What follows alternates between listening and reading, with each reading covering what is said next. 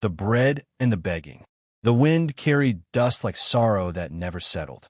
The town of Dry Creek baked under a relentless sun, its streets lined with silence and broken promises. At the edge of the marketplace, a woman stood still, tall enough to cast a long shadow, thin enough to be nearly swallowed by it. Her name was Elena Carter, and every bone in her body ached with the weight of hunger. Beside her, a small boy clutched her hand, his face streaked with dust, his lips pale and cracked. Sammy, her child, the last fragment of her faith in a world that had already taken too much. She had once believed her husband, Thomas Carter, would bring her safety. But safety had vanished the day he left, chasing debts, drink, and another woman who promised him gold. Weeks passed, and the pantry turned hollow. Now there was nothing left to sell, nothing left to cook. Only shame, and a child who was too young to understand what it meant to beg. Elena pulled her shawl tighter, her eyes darting to the shop doors and curtained windows. No one met her gaze. In a town like this, hunger was not a tragedy. It was an inconvenience. She bent down, brushed the dust from Sammy's hair, and whispered, "We'll ask for work, not pity. You hear me?" Sammy nodded, though his small stomach growled in betrayal. His eyes, too large for his face, searched the street until they landed on a man sitting near the watering trough. A cowboy, dust clinging to his coat, his hat pulled low, a horse waiting patiently beside him. He looked like someone from another life, a man who carried silence the way others carried pride. Sammy tugged on his mother's sleeve. "Mama," he said softly, "he looks kind." Elena's heart tightened. "We don't ask strangers." But before she could stop him, the boy had already stepped forward, his voice barely a breath. "Sir, my mother said I must beg, or we'll starve." The words cut through the wind like a prayer too raw to ignore. The cowboy looked up slowly, revealing eyes the color of storm clouds before rain. For a moment, he didn't move. His gloved hand rested on the saddlebag beside him. Then, without a word, he reached inside and drew out a piece of bread. Rough, uneven, the last of what he carried. Elena froze. Shame burned in her chest like fire. She wanted to refuse, but Sammy's eyes fixed on that bread, as if salvation had shape. The man rose to his feet. Luke Dawson, though his name wouldn't be spoken until much later, extended the bread toward her. The gesture was simple, but something sacred hummed in the silence between them. Her hand trembled as she reached for it.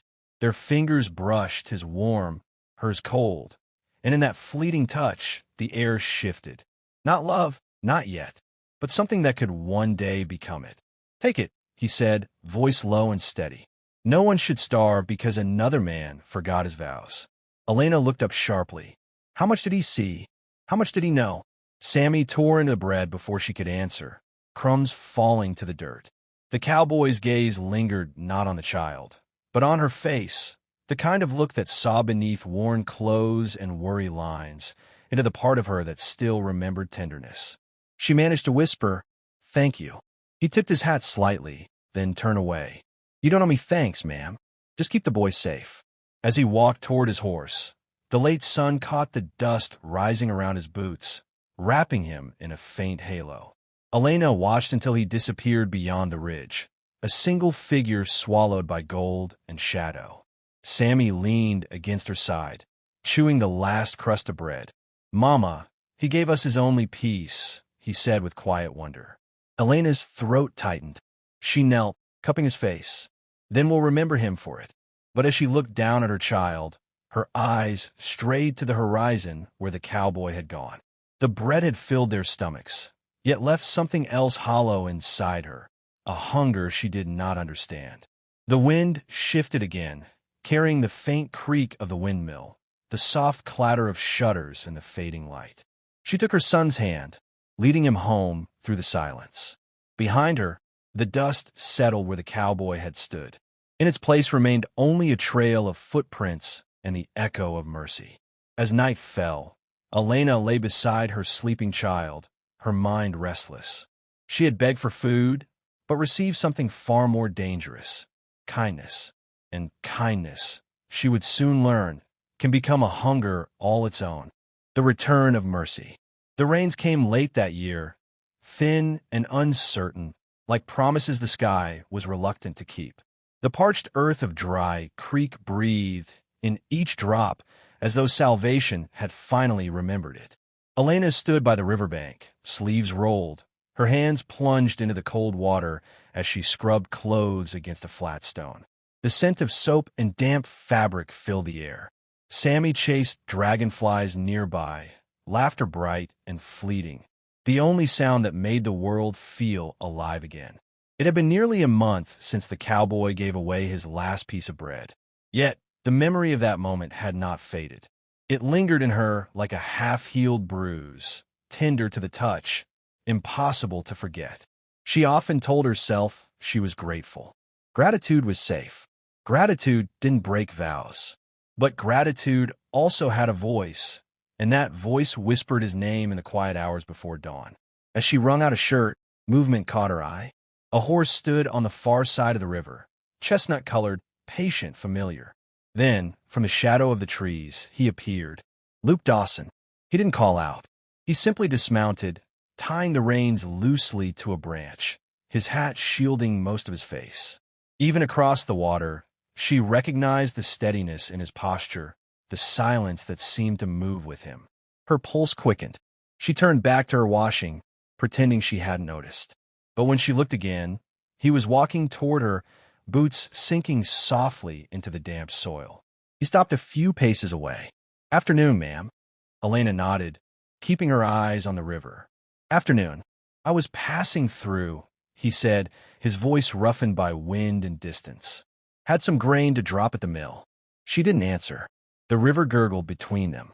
Then something landed beside her basket, a small burlap pouch. She glanced down. Inside, she saw flour, dried beans, salt. Her throat tightened. "You shouldn't." "Ma'am," he interrupted gently. "It's just leftovers from my run. No use to me where I'm headed." Elena hesitated, her fingers brushing the edge of the bag. The scent of dry grain rose faintly, warm and real. "We can't keep taking from you," she murmured. Luke studied her face. "You ain't taking. I'm giving." Their eyes met, only for a heartbeat, but in that look was 1,000 unspoken things.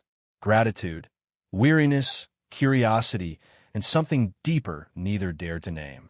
From across the bank, Sammy shouted, "Mama, look, a frog." His laughter broke the spell. Elena smiled faintly. "He's been happier lately," she said, almost to herself. Luke nodded. "A child should be." He shifted his weight, gazed still on the boy. World cruel enough to grown folk. She watched him, noting the kindness behind his simplicity. He wasn't a man of speeches. He was a man of silences, the kind that made you feel seen. After a long pause, she said quietly, "You remind me of someone my husband used to be." He tilted his head slightly, a question in his eyes. "He wasn't always lost," she added. "Once he brought me wildflowers, fixed fences, laughed." Her hands fell still in the water. "Now I don't even know where he sleeps." Luke's expression softened. Sometimes a man loses his way before he even knows he's walking off the road. Elena glanced at him. "And what about you, Mr. Dawson? Have you lost your way too?" He smiled, not with his lips, but with the smallest flicker in his eyes. "Maybe, but I reckon I know how to find it again." For a while, neither spoke.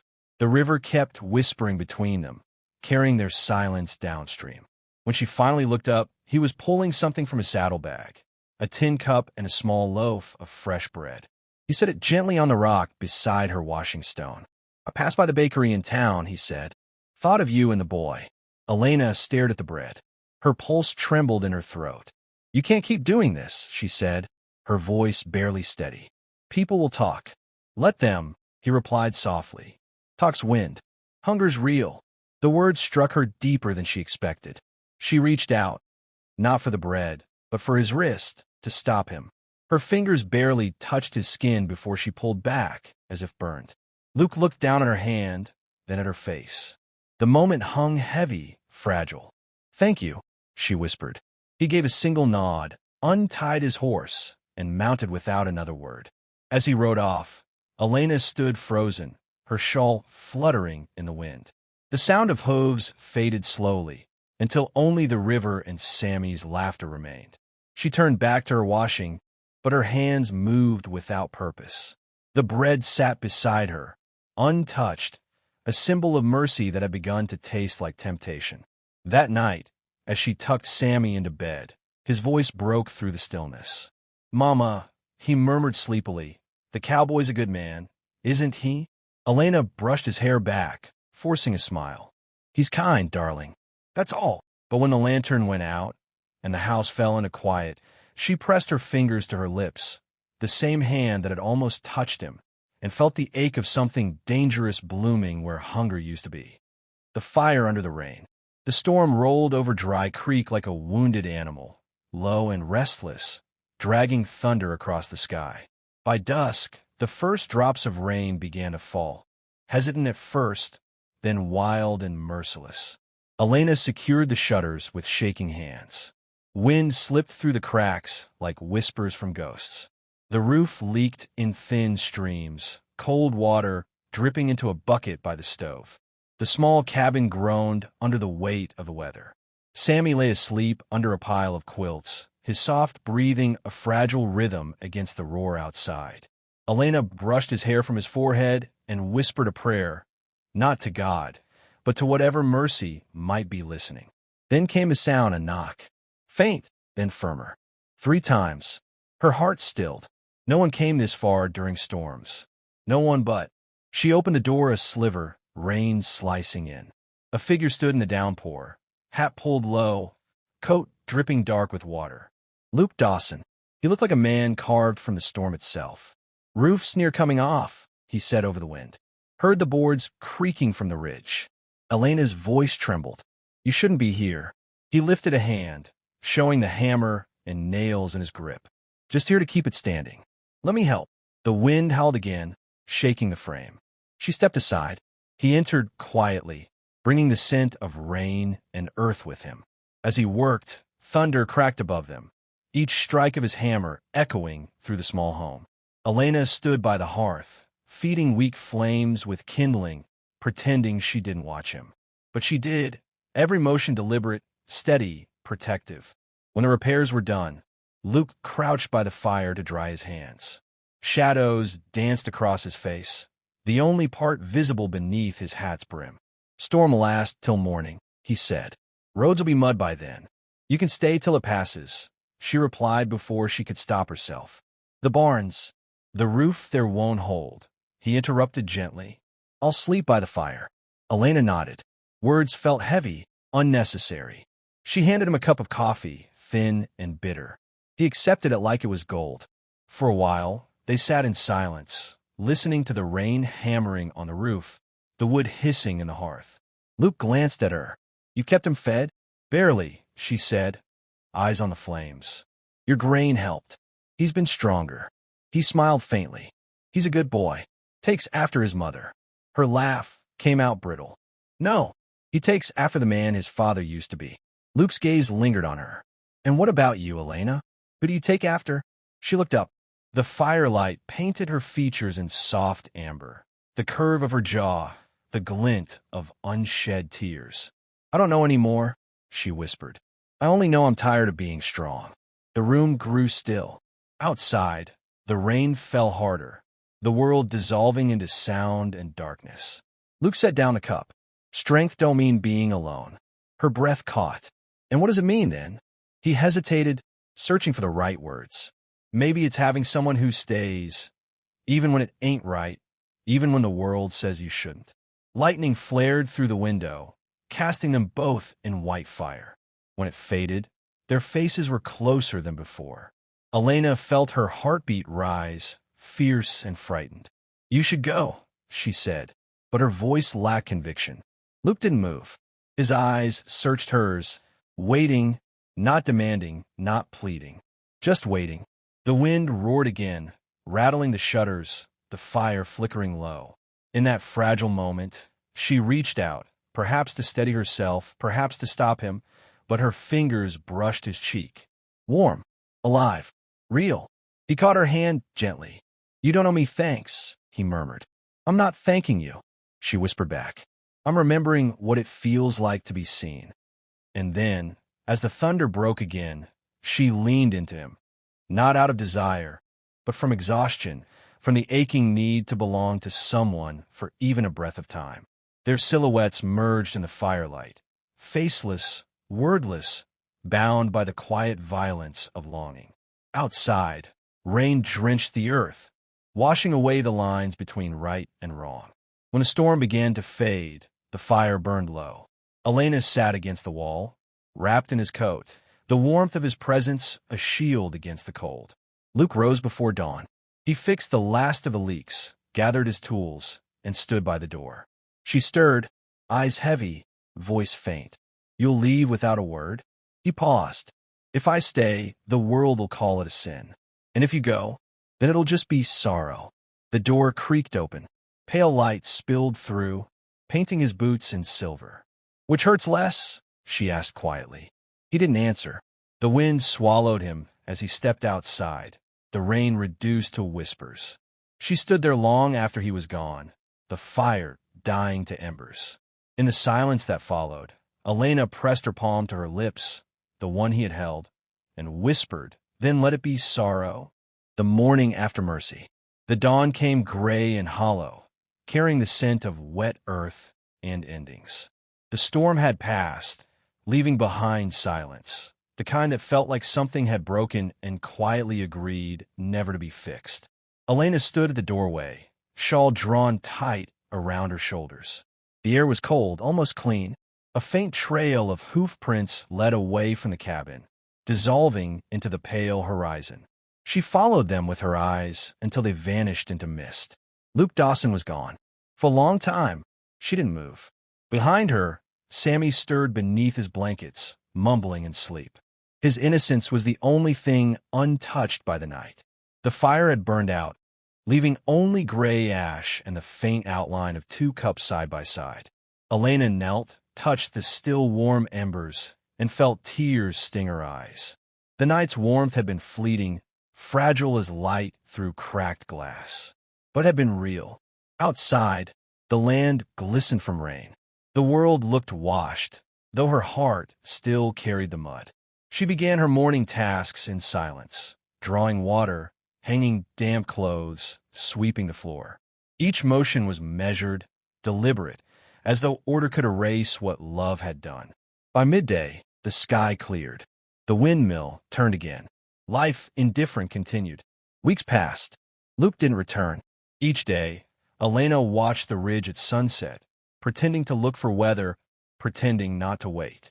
Sometimes she caught herself humming under her breath, a tune he had once whistled without meaning to. Sometimes she scolded herself for remembering.